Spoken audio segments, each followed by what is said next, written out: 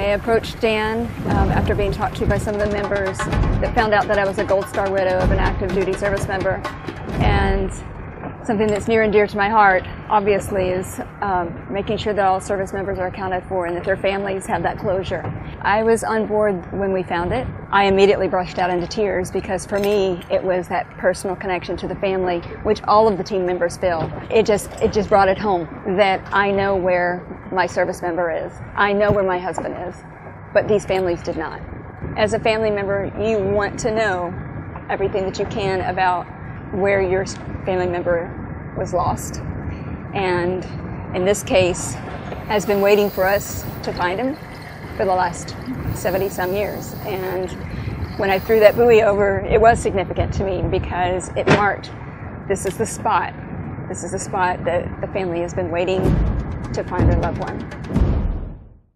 The area that we were searching in for the wreckage of this aircraft, we had already swept. It was not picked up with the old sonar gear that we were using. We did a fundraiser to raise the money for our brand new current generation equipment, and we went back into an area previously scanned. On review of the imaging later that evening, that's when we realized that based on what we saw in the imaging, that is definitely something man-made.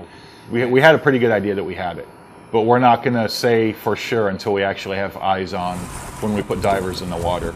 The families of these missing in action servicemen, especially the older generation who have direct memories of them, to know that we're out there looking, to be able to call them and tell them that we found the wreck of their loved one's aircraft is always, it's something that you never get used to.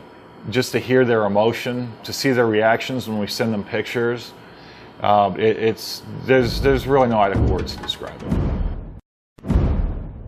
First thing I saw was the coral head and looked off to the right and realized it was right in front of us, so it was kind of like, yeah, there it is.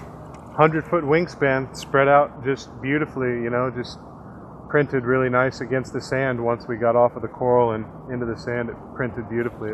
It's pretty clear what you're looking at, especially once you start putting together the engines and the propellers as well. I mean, I've lost a lot of friends downrange. I guess having that relationship with other military family members and service members, and knowing what it's like to bring that to them and know that they have something that they didn't have for 70 years, which is that kind of unknowing part of what happened to their loved one. So that's a long time to not know where your family is. Yeah, a long time. To be able to bring closure is an honor. But most of them were boys when they died, and they gave up two lives, the one they were living and the one they would have lived. When they died, they gave up their chance to be husbands and fathers and grandfathers. They gave up their chance to be revered old men. They gave up everything for our country, for us. And all we can do is remember.